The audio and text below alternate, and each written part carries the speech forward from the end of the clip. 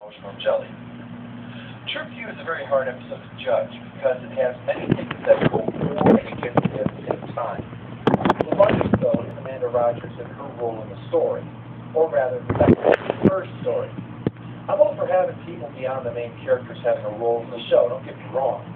But there's a difference between having a role and stealing a show away from the regulars. For instance, on DS9, there was an engineer under O'Brien's command named Muñez, who had been on the show for a couple of episodes. Finally, in the ship, he was shot by a Jem'Hadar weapon while they were trapped and cornered on a barren planet, and eventually died. His death was a significant part of the story, but it wasn't about him. It was about Miles O'Brien and his inability, even though it was a combat experience, to face the fact that a man under his command was going to die. What may be happening might be about Muñez, but this is not his story. It's O'Brien's. What happens in True View is that the story is Amanda Rogers, and so it spends most of its time talking about Amanda Rogers, looking at Amanda Rogers' choices, until it culminates in Amanda Rogers' decision as to follow Amanda Rogers around the ship. This really has nothing to do with the Enterprise or its crew. Their role in this is so minor, you could set this on any Star Trek series, and you'd barely need to change the dialogue. To differentiate this from another Trek episode, TNG's Lower Deck, that episode similarly focused on other characters than our main cast.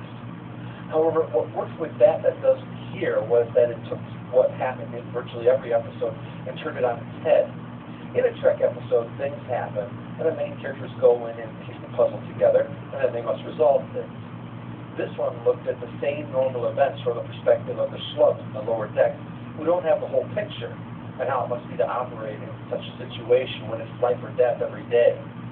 To me, there's a massive difference between our main characters driving events that have little screen time and just plain being irrelevant to the story. While the events are about Amanda Rogers, the story should have been about Dr. Crusher. First, because Crusher rarely gets a story that doesn't involve her being secondary to someone else, or is having sex with a ghost. So an actual character-driven episode through her eyes would have allowed us more insight into someone who's always there, but almost always a peripheral. Second, because we have no reason to give a damn about Amanda Rogers. She comes in, takes over the show, and leaves, never to be heard of again.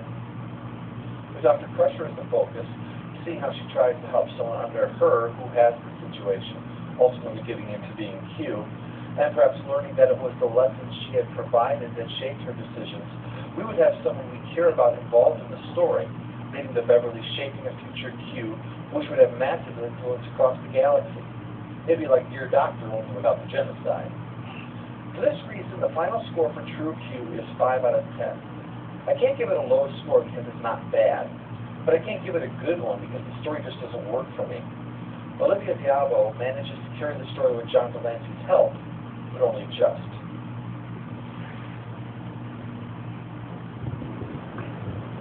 Must be due to the same. Alright, so Miles and I just picked up Blood Rain, the Third Reich. The third in the epic series of Blood Rain, directed by Uwe Boll, one of my favorite directors of schlock. And I gotta tell you, I've been really disappointed with Uwe Boll's production as of late. He hasn't been the same guy. I've probably seen more Uwe than you, and he's gone from making entertaining plots to boring shit the past years. Yeah, and I think the reason, I've said this before, I've always thought the reason was because, honestly, he's getting better as a filmmaker. In that, the early movies that he made, like Alone in the Dark, House of the Dead, and the first Blood Rain, he was a fucking retard. Like, he knew nothing about making movies, did nothing about what makes a movie structured well. You know, technically, from every standpoint, this guy was a complete failure. You know, script, effects, camera work, everything. He was a complete retard. And so that's what made his movies so watchable, was that they were hilariously bad. He really was like the spiritual successor to Ed Wood. But somewhere along the way, he actually started learning some stuff, and he never became at all what I would call a good filmmaker. He graduated from mediocre bad. Yeah. He went from complete clown shoe to just completely incompetent. To where he was able to assemble the pieces of a movie but it was just boring. It was terrible, but it was just dull. You know, it wasn't. Listening to the movies that I've seen that were boring, 1968 Tunnel Rat. Tunnel Rat is awful. Alone in the Dark 2. He made one that I'm trying to remember, but it was Edward Furlong in prison. Oh, Stoic. Edward Furlong was ass raping someone with a broomstick. That's what it felt like watching that movie. Dark War. I saw that. Auschwitz. I haven't seen Auschwitz yet, but the Final Storm, the Luke Perry global disaster movie that takes place inside of a farmhouse. Yeah, that one I haven't seen. That one sounds kind of interesting. No, it's not. It truly takes the fact that it's low budget and it takes place in this farmhouse. It's supposed to be about this truly Armageddon-like thought that comes down and is destroying the earth. And now picture the fact that it's on a $50 budget, and so it's like Luke Perry and someone else going, oh shit, things are going bad out there. Yeah, look at it. It reminds me of a movie I saw called, it was the one where,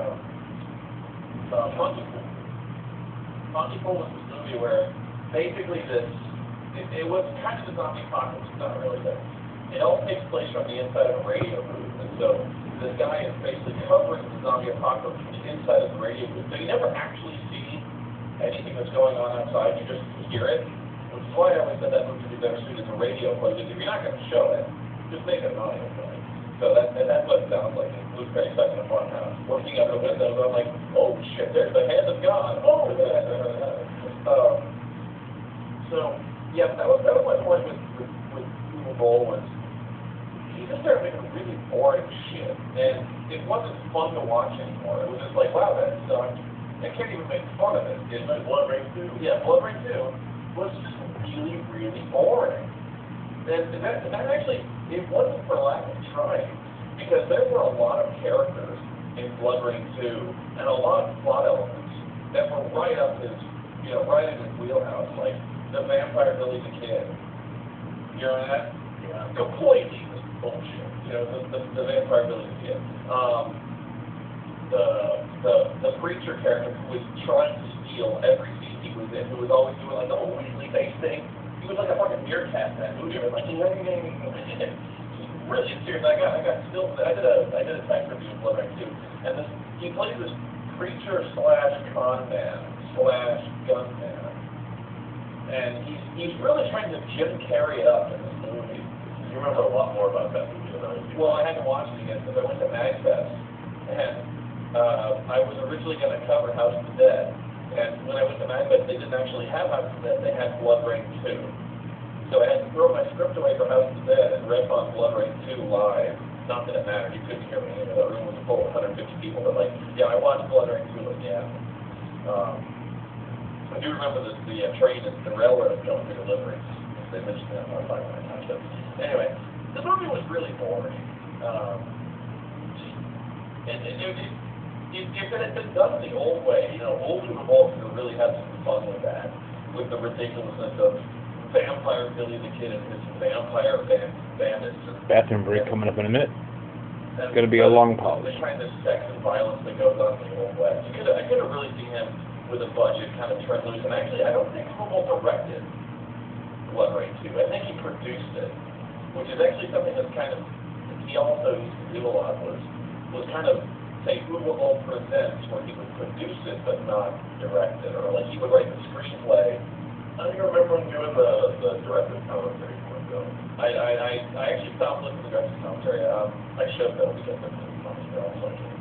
But anyway, Blood Rain, the third rank. This, I was disappointed. This is actually a very much return to form for Uwe Boll. This was actually very entertaining.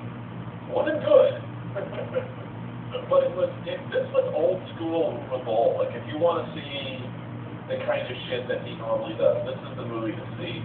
The first thing that you should notice is that this stars Natasha Mal as Rain for the second time.